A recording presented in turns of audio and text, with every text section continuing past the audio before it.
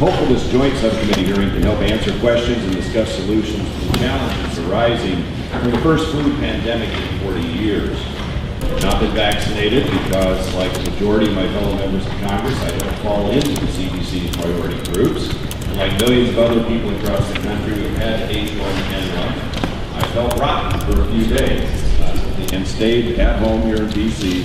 to rest for at least 2 days after my fever broke, which is what I was told to do. And luckily, I was fortunate and recovered quickly. Others have not been so fortunate. Last week, we learned that approximately 4,000 people, 540 of them children, have died from H1N1. The program was produced, and 1 week later was signed into law by President Ford. We were forced to deal with the costly consequences of our actions, which ultimately led to great public mistrust of immunizations as the program was mishandled and lives were lost, while at the same time looking forward to how we can best prepare for future pandemics, preparing our scientists and manufacturers with the most effective and efficient technology. Today, I believe this hearing will be helpful in answering these questions and others. Department of Health and Human Services, who came to my district in August and had a roundtable with school districts in my area so that they could be better prepared. For more than a half a century, the United States has been using egg-based technology to create vaccines. While it's safe and effective, it's a slow-moving process. Across Europe, vaccine developers are using the faster process of incorporating mammalian cells to grow vaccine. Clearly, a thorough response to any public health emergency, such as a flu epidemic, requires a partnership between local, state, and federal public health agencies and labs. And I'm concerned about resource shortages at the state and local level. Secondly, I'd like an update on the state of innovations and improvements that many of my colleagues have referenced that will help us do a better job next time. Cell-based manufacturing technologies, the use of adjuvants, and alternative methods of vaccine delivery beyond injection or nasal sprays.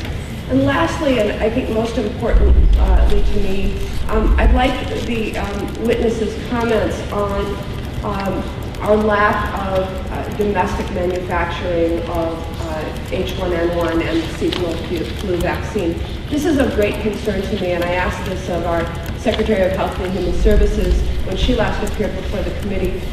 It appears that we have 5 contracts with 5 manufacturers for H1N1 vaccine. Only one does its bulk manufacturing in the United States, in the state of Pennsylvania.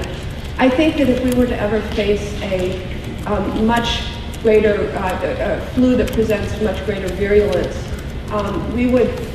it would be a question mark whether we would be able to get supplies of vaccine from production sites in other countries.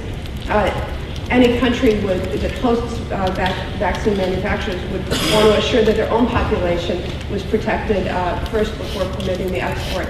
And so I'm very concerned about the lack of domestic manufacturing presence and would like to comment on that. I yield back.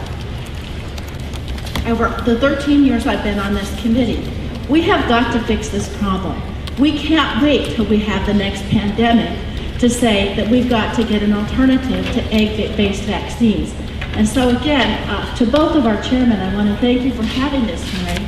And I want to say that at least this member of Congress intends to keep pushing, even when this is out of the headlines, to make sure we find these alternatives. Because if we don't, it'll be on our shoulders the next time we have a pandemic. And it's a virulent pandemic that causes millions of deaths. So I intend to do everything I can to make sure that that will not happen the next time.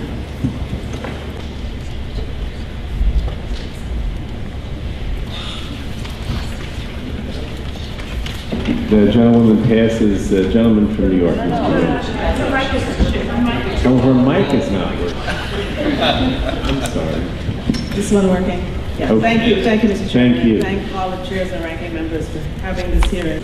As of the last report, there are 80 cases in the Virgin Islands. I'm sure there are more now, 1 death, and 444 cases with 34 deaths in Puerto Rico. And I'm very concerned that half of the children that died from H1N1 between April and August were African American and Hispanic children, which is considerably more than the percentage that both groups represent in the population. So I'd like to hear something of what is being done. We, as the legislative branch, empower you all to do the jobs you can, and then do our best to give you the elbow room to try to make smart medical decisions. You are about to give us the truth, the whole truth, and nothing but the truth.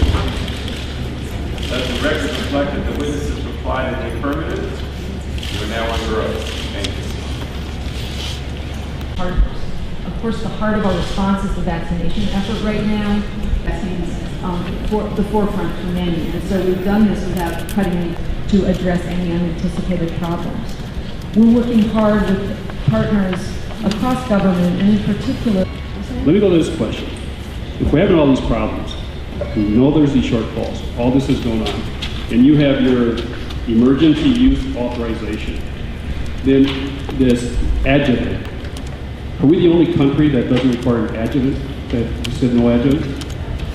You're not using adjuvant. Every other country's using adjuvant, right? Other countries do right now.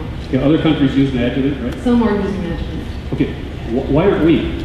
Especially when our suppliers are telling us we couldn't quadruple the amount of vaccines available if we would have used it, when we realize we have all these short supplies, and you have an emergency authorization, emergency use authorization, and the President issued a national disaster declaration on October 24th. So you're looking at the rest of the world. Novartis and some of the other manufacturers tell us, look, we can quadruple your supply just by using the adjuvant, and we say, no, we're not going to do it. Let me see if I can begin, and maybe Dr. Goodman would also like to comment. Adjuvants haven't been licensed in the United States. We haven't had a lot of experience with them. And so correct. The rest of the world has. Their safety profile was not known. And so we got all of our top scientists together, and we made a decision that if the situation got a lot worse, then we would use adjuvants. But if how much worse does it have to be before we use adjuvants? If not, that we thought, since the unadjuvanted vaccine also worked quite well, that was a better alternative for the. But we received 25% less than what we could have if we would use the adjuvant. What is the problem with the adjuvant, other than we haven't done the test here in this country?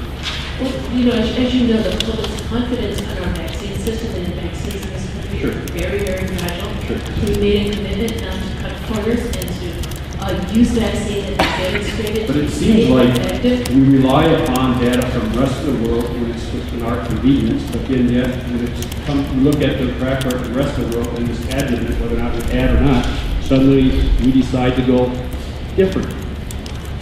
The M59 adjuvant that Novartis talks about says, look at the rest of the world, they had to change because the United States told them to change the formula. So were we taking into concerns the needs of other people or just our own people based upon our own interests? And we could have more supply out there if we would have looked at what Novartis and these others are saying works. You know, one thing you may not be aware of is that the demand for the vaccine is actually much higher here than it is in Europe, and there's quite a bit of skepticism. I agree. So I think we have a very complex environment. We've hit it a little quicker than Europe. Europe may hit it here pretty quick, right? Absolutely. But Yeah. I think the other point is, as Dr. Lurie says, at several steps since last spring, the government has reevaluated the adjuvant decision. We've looked to our external advisory groups. We've considered, is this a scenario where it makes sense? And we don't feel that we've reached that point given where we are with production. Assessing it going forward. Let me just add that we revisited this decision. 1 minute. He's been generous with his time. I'm way over it. And the next panel is coming up because I'm asking the same questions. I still think we could have quadrupled our supply and taken care of our short supply if we weren't so short-sighted in this. Thank you. We have 8 minutes left. We have 3 votes. Mr. Schimpf says he'd like to go next before we break, and after this we'll break and come back.